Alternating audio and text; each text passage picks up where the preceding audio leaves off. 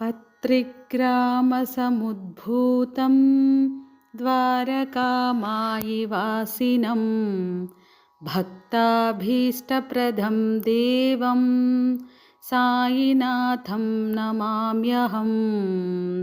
सायिनाथं नमाम्यहम्। महोन्नतकुले जातं क्षीराम्बुधि समे शुभे द्विजराजं तमोघ्नं त्वं सायिनाथं नमाम्यहम्। सायिनाथं नमाम्यहम्। जगदुद्धारणार्थं यो नररूपधरो विभुं योगिनं च महात्मानां सायिनाथं नमाम्यहम्।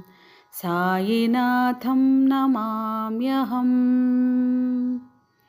साक्षात्कारे जये लाभे स्वात्मा रामो गुरोर्मुखात् निर्मलं मम गात्रं च सायिनाथं नमाम्यहम्।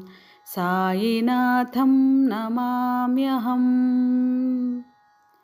यस्य दर्शनमात्रेण नश्यन्ति व्याधिकोटयः सर्वे पापाः प्रणश्यन्ति सायिनाथं नमाम्यहम्। सायिनाथं नमाम्यहम्। नरसिंहादिशिष्याणां ददौ योऽनुग्रहं गुरुः भवबन्धापहार्तारं सायिनाथं नमाम्यहम्। सायिनाथं नमाम्यहम्।